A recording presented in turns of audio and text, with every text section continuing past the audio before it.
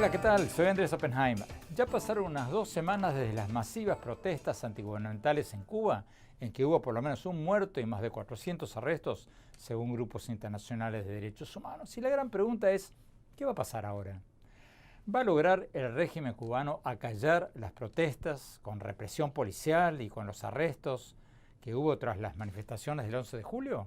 ¿O estamos viendo, por el otro lado, el principio del fin de una dictadura que desde hace 60 años no permite partidos políticos opositores, ni una prensa independiente, ni manifestaciones políticas opositoras?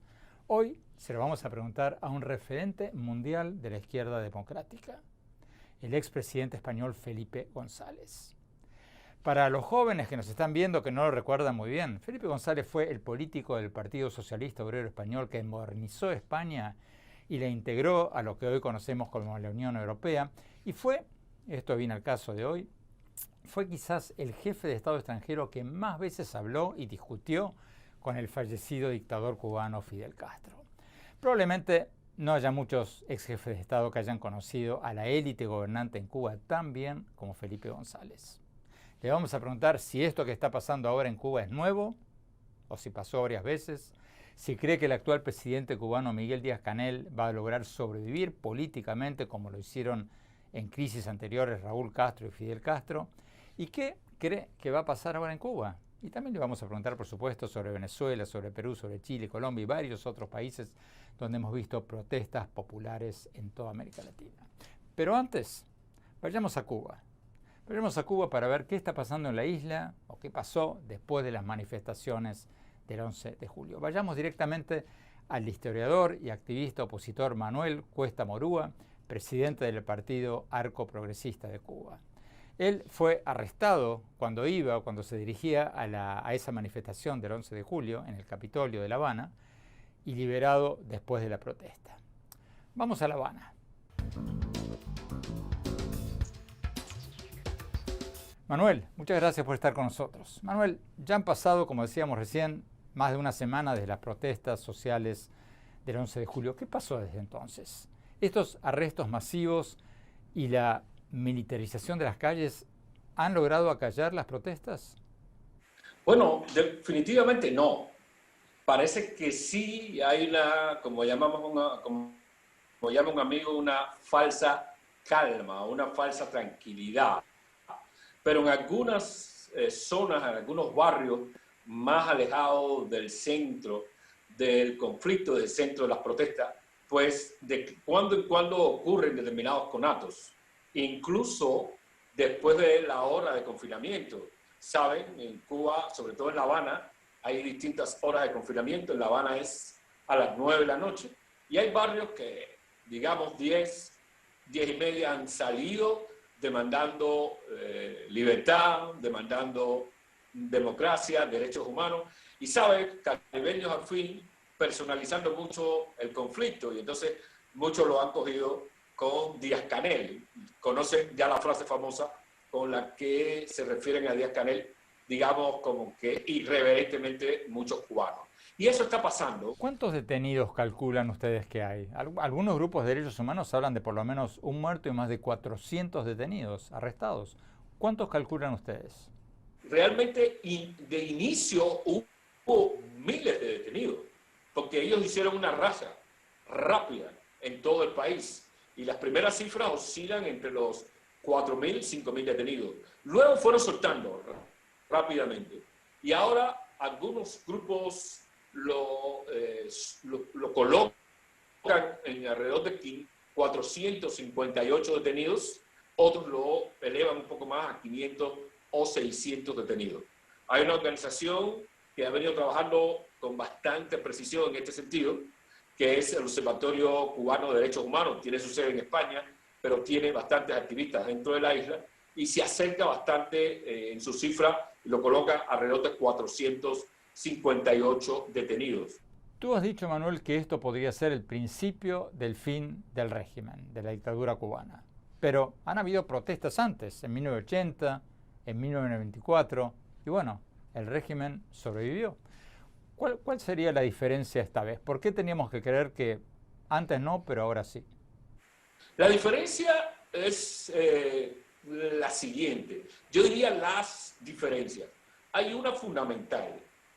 Esta es una protesta simultánea en el momento, aunque no en la hora, pero simultánea en el momento, que fue de Pinar del Río a Guantánamo, lo cual está significando que hay un agotamiento de toda la nación respecto del modelo político y respecto de las políticas del gobierno. Eso es una importante diferencia.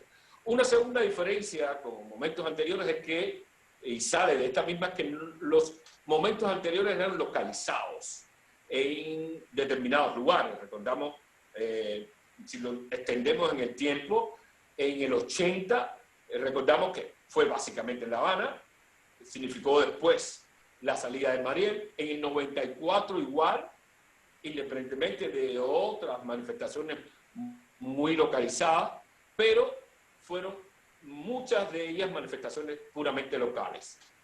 La tercera diferencia es que las anteriores están en el eje, en el par voz-salida, y todo se solucionaba con la salida. Mariel, 94 Guantánamo, y de ahí a los acuerdos migratorios para las 20.000 visas de cubanos saliendo anualmente del país. Esta es una manifestación de pura voz, no de salida. La gente expresó la voz frente al poder. Yo creo que esta es una tercera diferencia clave. El gobierno perdió la calle. Quien conquista la calle para el gobierno es el ejército y la policía. No son los llamados revolucionarios, lo cual se demostró en la marcha que organizó el gobierno recientemente para tratar de recomponer el consenso impuesto desde el Estado.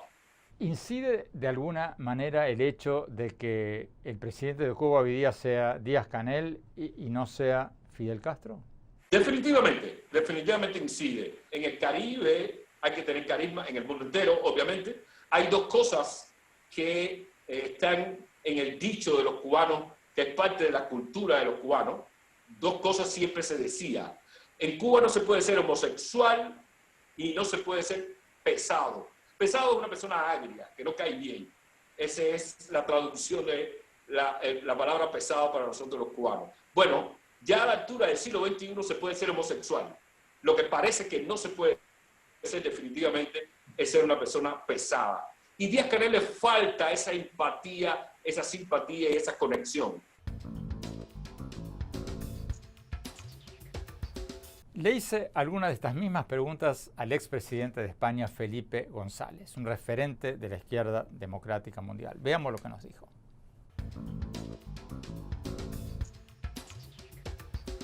La verdad es que lo primero que hay que hacer es quitar la justificación del bloqueo. De verdad que creo en eso. Ahora, Obama dio unos pasos extraordinariamente importantes en esa dirección. Y la reacción de Cuba fue esa reacción típica de decir, bueno, esto nos lo deben para entendernos, ¿no? Como si hubiera una obligación de aceptar que un país esté sometido a un control donde desaparecen las libertades. Para colmo, ahora están en una situación como estuvieron ya en el 91, 93. Yo creo que la comunidad internacional se tiene que poner de acuerdo y la Unión Europea puede jugar un gran papel porque tiene un acuerdo de asociación, se tiene que poner de acuerdo para exigir que Cuba respete los derechos humanos, respete las libertades y camine hacia un Estado de Derecho. Presidente, pero ¿qué responde usted a quienes dicen que el embargo no es un bloqueo? Entre otras cosas porque el embargo tiene más agujeros que un queso suizo. Cuba, como usted señalaba, comercia con más de 70 países, incluyendo Estados Unidos.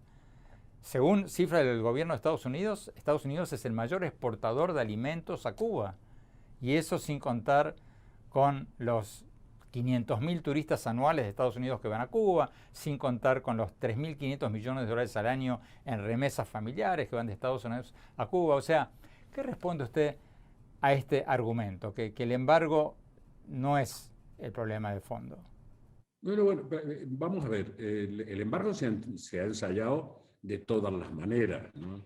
Y es verdad que el embargo ha funcionado como un queso de Gruyère. Por tanto, digamos, nunca ha habido un bloqueo. Por eso mi discusión con Fidel en muchas ocasiones era, pues, démosle una responsabilidad al embargo, al bloqueo, a lo que quieran llamarle, de un porcentaje de este fracaso que es absolutamente incontestable, de una revolución que no le da ni de comer a su pueblo. No es explicable hoy que Cuba tenga que importar el 85% de los alimentos, más que tiene la explicación del fracaso del modelo, del fracaso del modelo.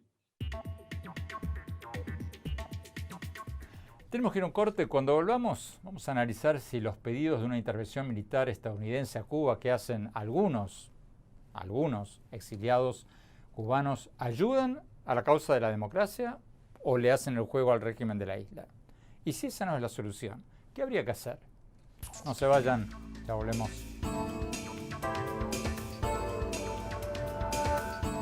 ¿Sabías que según un estudio de la Universidad de Oxford, casi la mitad de los trabajos actuales podrían dejar de existir en 10 años?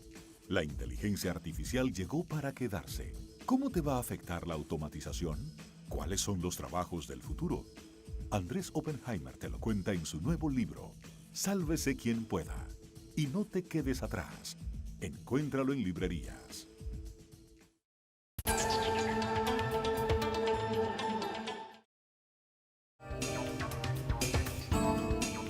Gracias por seguir con nosotros. Estamos hablando con el expresidente de España, Felipe González, un referente mundial de la izquierda democrática, uno de los ex jefes de Estado que más veces habló o discutió con el fallecido dictador cubano Fidel Castro.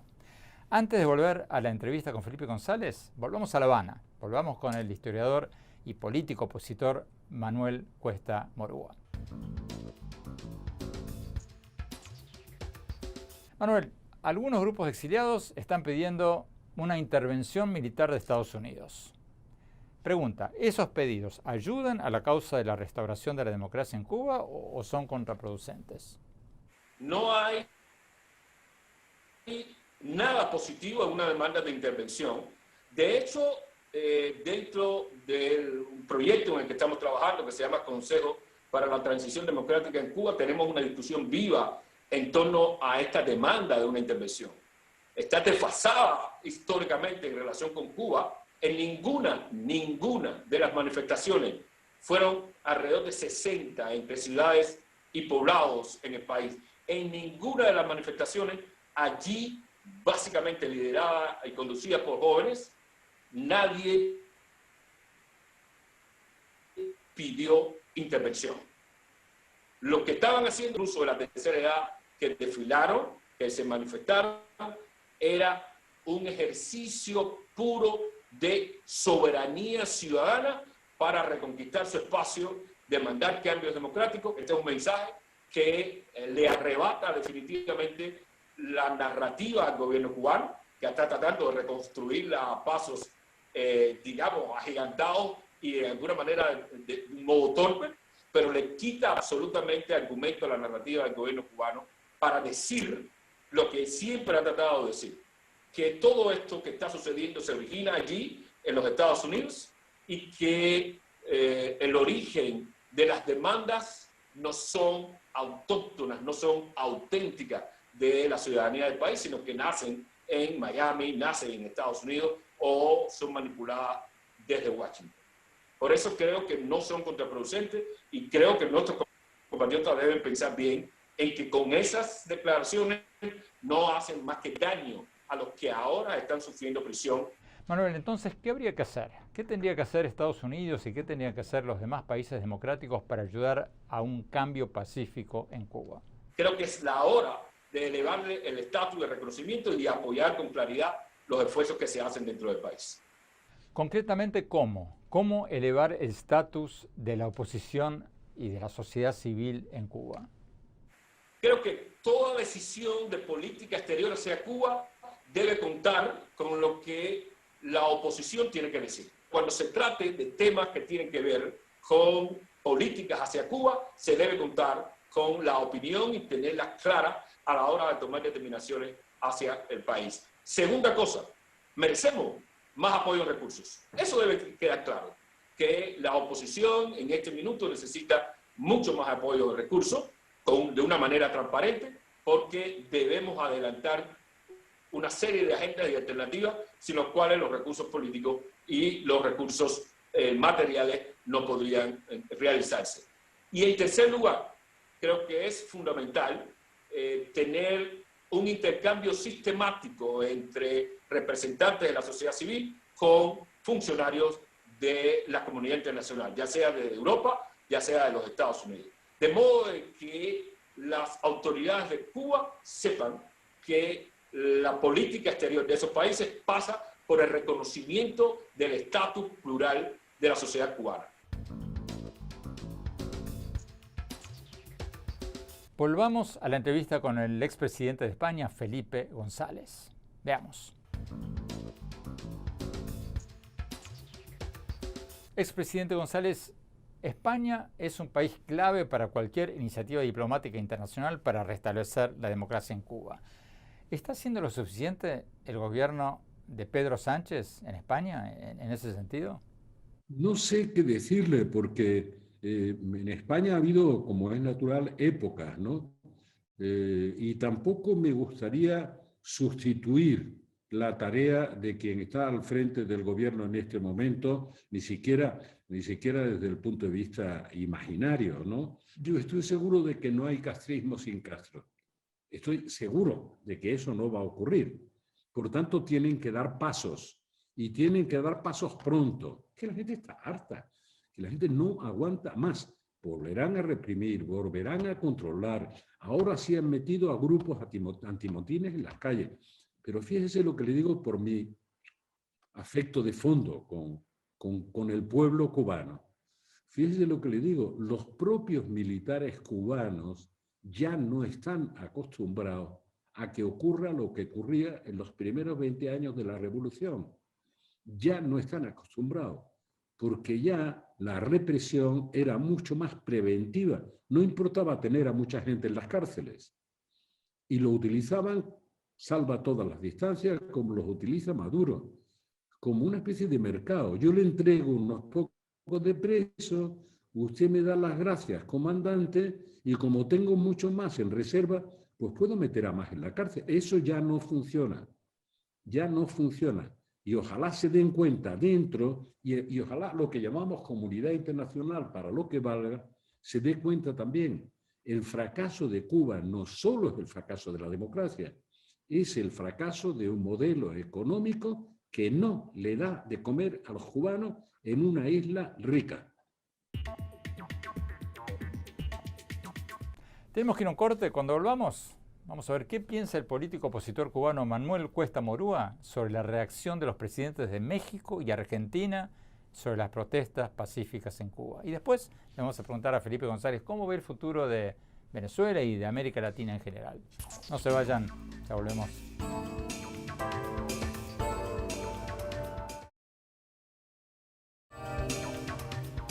Gracias por seguir con nosotros. Estamos hablando con el expresidente de España, Felipe González, un referente de la izquierda democrática en todo el mundo y uno de los ex jefes de Estado que más veces habló o discutió con el fallecido dictador cubano Fidel Castro.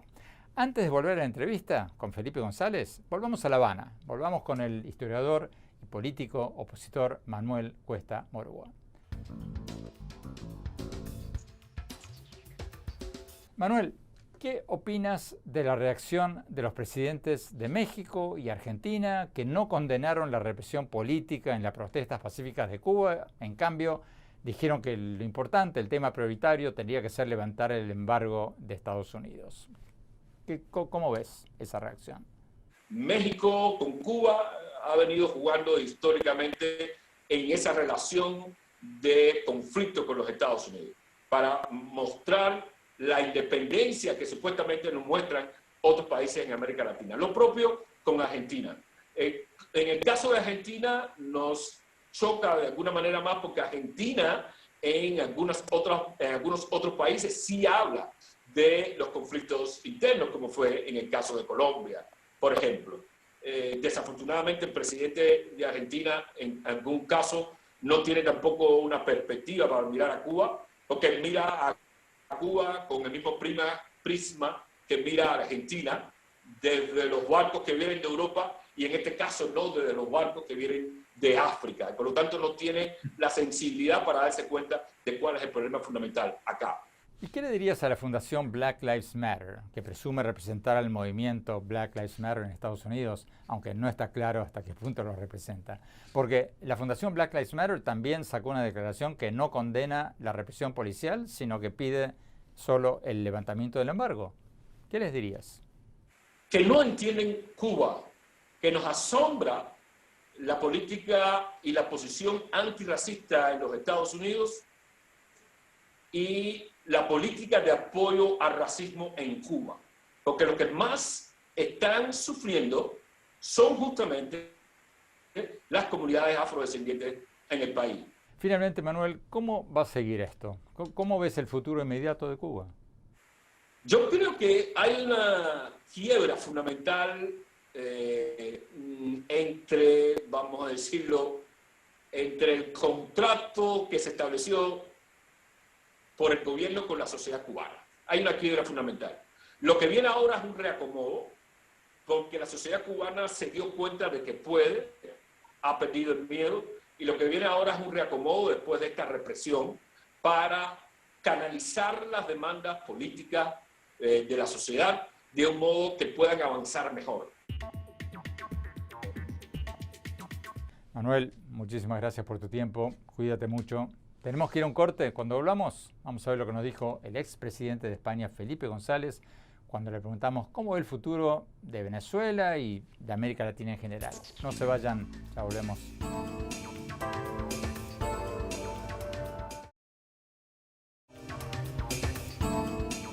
Gracias por seguir con nosotros. Estamos hablando con el expresidente de España, Felipe González, un referente de la izquierda democrática en todo el mundo, uno de los jefes de Estado que más veces habló, se encontró con el fallecido dictador cubano Fidel Castro.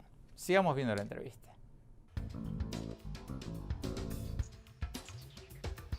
Expresidente González, hablemos un poco de Venezuela. Maduro está entrando en una nueva ronda de negociaciones con el grupo de contacto, con los países europeos y algunos latinoamericanos. Pero bueno, como usted lo sabe mejor que yo, ya van más de media docena de negociaciones con Maduro en años recientes, si no más. Yo ya perdí la cuenta, pero bueno, al final Maduro parece que siempre gana tiempo y se sale con la suya. Y después reprime todavía más a la oposición. ¿Usted cree que esta negociación va a ser diferente? Bueno, la verdad es que lo que dice es tan cierto, que lo he dicho muchas veces, decir, bueno, diálogo para ganar tiempo, que es lo que no tiene Venezuela, no merece la pena. Ahora parece estar dando todas las señales externas posibles, todas las posibles, para reventar antes de sentarse una posible negociación para salir de esta crisis humanitaria que lleva, imagínate, lleva a los venezolanos a una situación desconocida a nivel internacional. Nadie tiene peores resultados y peores números. Por tanto, es posible que Maduro no quiera que se inicien las conversaciones. Es posible. Venezuela necesita una hoja de ruta que los lleve no solo a combatir seriamente la pandemia, la miseria, el éxodo bíblico que se está viviendo, que es una cosa impresentable. Pero claro, para eso tiene que cumplir una serie de condiciones. Está haciendo lo contrario.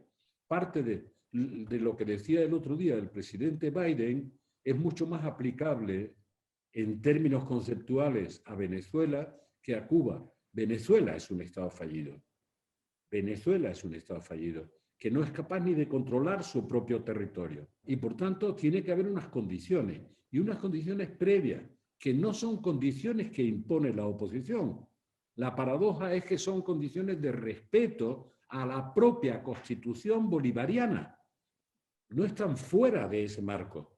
Pero ¿va a querer Maduro andar ese camino?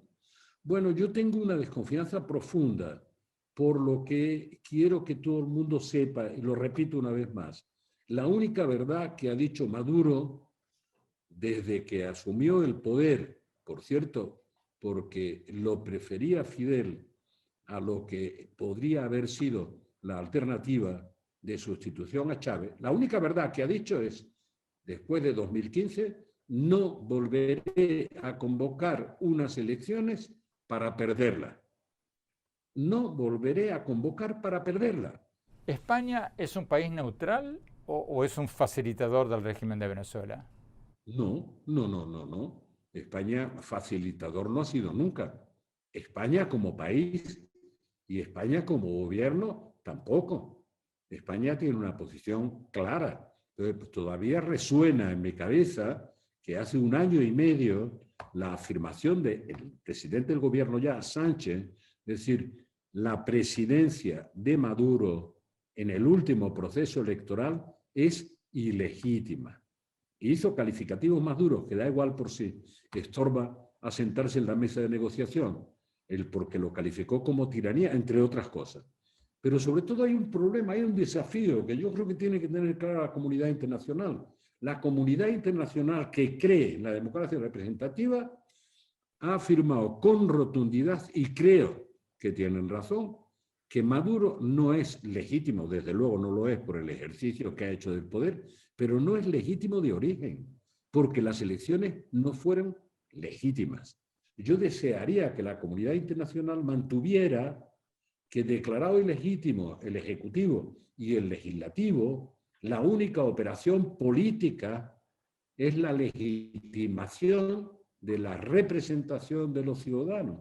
Por tanto, no estoy empeñado en que primero sean las elecciones presidenciales o las elecciones al Parlamento. No, no, no. Lo que creo es que tienen que ser muy firmes en el mantenimiento de un cronograma que comprenda todo el proceso electoral para recuperar la soberanía de los ciudadanos venezolanos.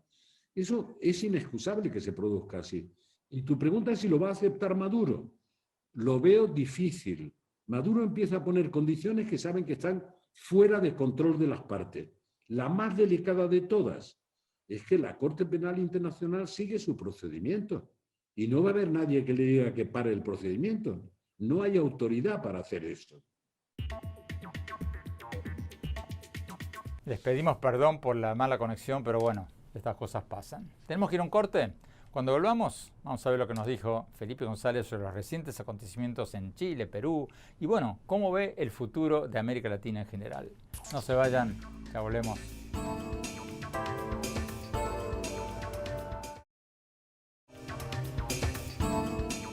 Gracias por seguir con nosotros. Estamos hablando con el expresidente de España, Felipe González, un referente de la izquierda democrática mundial. Sigamos viendo la entrevista. Expresidente, la pregunta clave, ¿qué está pasando en América Latina? Porque estamos viendo protestas sociales en todas partes y votos de protestas en todas partes, en Perú, en Chile, en Colombia, no solo en regímenes autoritarios o dictatoriales como en Cuba o Venezuela, en todas partes. Entonces, ¿hay una vuelta al autoritarismo en América Latina? ¿Hay un resurgimiento de los caudillismos populares? ¿Estamos viendo el ocaso de las democracias? Bueno, creo que nuestra principal tarea es ser conscientes de que hay un debilitamiento general del liderazgo democrático y del funcionamiento del Estado de Derecho.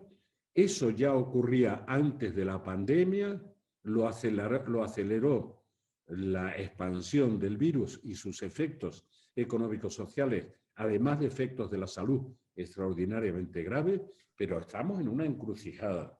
Y eso ha ido perdiendo terreno y empieza a ganar terreno el caudillismo populista.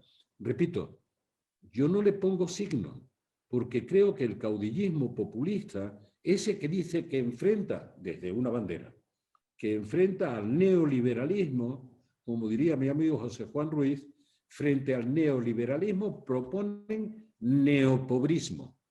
Dice, oiga usted, igualemos en la miseria a todos. ¿Pero usted ve alguna luz al final del túnel? Yo sí, la verdad es que sí. Si veo, por ejemplo, el pequeño detalle del resultado de las primarias de los dos grupos que han hecho primarias en Chile, que naturalmente tienen un desafío con la constituyente extraordinariamente importante, etc. Pero Chile, digamos, como modelo macroeconómico que se ha exhibido a todo el mundo y con desigualdades que han estallado antes y durante la pandemia, pero en las primarias de ayer. En las primarias de ayer es curioso, porque los candidatos que han ganado en esas primarias, tanto en el espectro de la izquierda de la concertación, de la izquierda del espacio de la concertación, y de la derecha del espacio que ha ocupado Piñera, etc., las dos alternativas que han triunfado son alternativas más hacia el centro. Por tanto, más cerca de lo que podrían ser políticas que no estuvieran connotadas por un ideologismo trasnochado. Expresidente González, muchísimas gracias por su tiempo. Tenemos que ir a un corte. Cuando hablamos, mi opinión sobre las protestas en Cuba y sobre la hipocresía de la izquierda y de la derecha sobre lo que está pasando en Cuba. No se vayan, ya volvemos.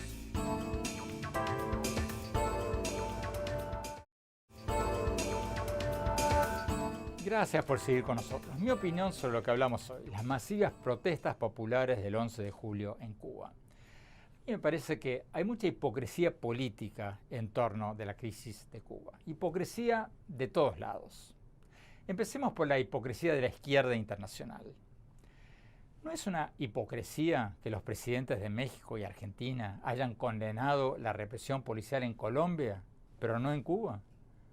Como ustedes saben, su primera reacción fue seguir los pasos de Venezuela, Nicaragua y Bolivia y denunciar el embargo de Estados Unidos contra Cuba, pero sin condenar la represión policial en Cuba. Ellos, al igual que el presidente electo de Perú y la fundación Black Lives Matter, que presume representar al movimiento Black Lives Matter en Estados Unidos, ellos dicen que el principal problema es el embargo y que el pueblo cubano tiene que decidir su propio destino. Sí, pero son argumentos tramposos. En primer lugar, lo que ellos llaman el bloqueo no es tal cosa. Lo que sí hay, aunque a muchos no nos guste, hay un embargo comercial que Washington impuso en 1962 después de que el régimen cubano expropió a las empresas estadounidenses en la isla. Eso es lo que hay. Pero lo cierto es que el embargo de Estados Unidos tiene más agujeros que un queso suizo. Cuba comercia hoy con más de 70 países, incluidos los 27 países de la Unión Europea. Y lo que muchos no saben es que Estados Unidos tiene un comercio muy significativo con la isla. Estados Unidos, es el mayor exportador de alimentos y productos agrícolas a Cuba, según cifras del propio Departamento de Estado de Estados Unidos. Según el Departamento de Estado, en el 2018, Estados Unidos exportó a la isla 220 millones de dólares en alimentos y productos agrícolas y unos 276 millones en medicinas y ayuda humanitaria. Todo eso legalmente por arriba de la mesa. Y todo eso sin contar con los dólares que dejan los más de 500.000 turistas de Estados Unidos que están yendo todos los años a Cuba. Y a eso hay que sumarle los 3.500 millones de dólares al año en remesas familiares que se envía de Estados Unidos a la isla. El presidente Biden ordenó revisar este mecanismo para que los envíos de dinero beneficien directamente a la población y no al Estado cubano. Pero bueno, en otras palabras, Estados Unidos es una de las principales fuentes de ingresos de Cuba hoy. De manera que podemos estar en contra del embargo, pero no podemos usarlo como una excusa para no decir nada o para justificar que no haya elecciones libres en Cuba. Eso es ridículo. Y el otro argumento que usa el régimen cubano, y del que se hacen eco muchos en otros países, de que es el pueblo cubano el que tiene que decidir su propio destino, claro que sí, por supuesto que sí. Pero es el propio régimen cubano el que desde hace más de 60 años no permite que el pueblo cubano decida, al negarle la posibilidad de tener partidos políticos, periódicos independientes, elecciones libres. Entonces, el que no está dejando que el pueblo cubano elija su propio destino es el propio gobierno cubano. Pero bueno, también hay hipocresía por parte de la derecha. ¿Acaso tiene autoridad moral el expresidente Trump para tratar de presentarse como un campeón de la democracia en Cuba, cuando él mismo está subvirtiendo la democracia en su propio país al negarse a aceptar su derrota electoral del año pasado? ¿Y qué me dicen del gobernador de la Florida, Ron DeSantis, y de los senadores y congresistas de Miami, el senador Marco Rubio, los representantes María Elvira Salazar, Carlos Jiménez? A mí me parece excelente que pidan la libertad de Cuba y la democracia en Cuba. Pero ¿tienen autoridad moral para exigir la democracia en Cuba cuando están apoyando abierta o tácitamente el intento de Trump de desconocer el resultado de elecciones libres en Estados Unidos, de su propio país? ¿Y tienen autoridad moral para acusarlo a Biden por no tomar medidas hacia Cuba que no tomó el propio Trump? Hay mucha hipocresía política de todas partes. Yo creo que lo que deben hacer los Estados Unidos y todas las democracias del mundo es apoyar la causa de la democracia en Cuba por una cuestión de principios, sin escuchar lo que dicen los hipócritas de derecha ni lo que dicen los hipócritas de izquierda. ¿Cómo hacerlo? Bueno, como nos decía hoy el opositor cubano Manuel Cuesta Morúa, una de las muchas cosas que las democracias del mundo podrían hacer es elevar el estatus de los opositores pacíficos en la isla. ¿Qué significa eso? Bueno, por ejemplo, que si los presidentes de nuestros países se encuentran con líderes opositores cuando visitan otros países, ¿por qué no hacerlo en Cuba? ¿Por qué no le dan un estatus oficial a la oposición pacífica en Cuba para darles aliento y aumentar su espacio político? ¿Y por qué no? ¿Por qué no darles internet y otros canales para expresarse libremente? En fin, creo que no puede haber excusas para negarle al pueblo cubano las libertades fundamentales que merece cualquier sociedad moderna. No hay excusas que valgan. Bueno, se nos acabó el tiempo. Gracias por habernos acompañado y los invito, como siempre, a visitar mi blog en el sitio de internet andresopenheimer.com y síganme en mi Twitter, @OpenheimerA, en mi página oficial de Facebook, Andrés Oppenheimer, y en mi sitio de Instagram, Andrés Oppenheimer Oficial. Gracias. Cuídense mucho. Hasta la semana próxima. Oppenheimer presenta. Llega a usted por cortesía de Arcos Dorados.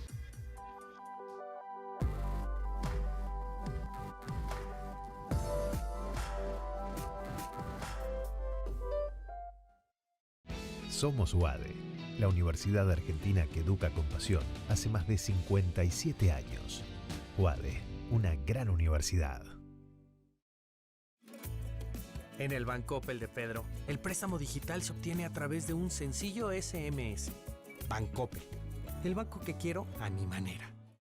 ¿Sabías que según un estudio de la Universidad de Oxford, casi la mitad de los trabajos actuales podrían dejar de existir en 10 años? La inteligencia artificial llegó para quedarse. ¿Cómo te va a afectar la automatización? ¿Cuáles son los trabajos del futuro? Andrés Oppenheimer te lo cuenta en su nuevo libro, Sálvese quien pueda. Y no te quedes atrás. Encuéntralo en librerías.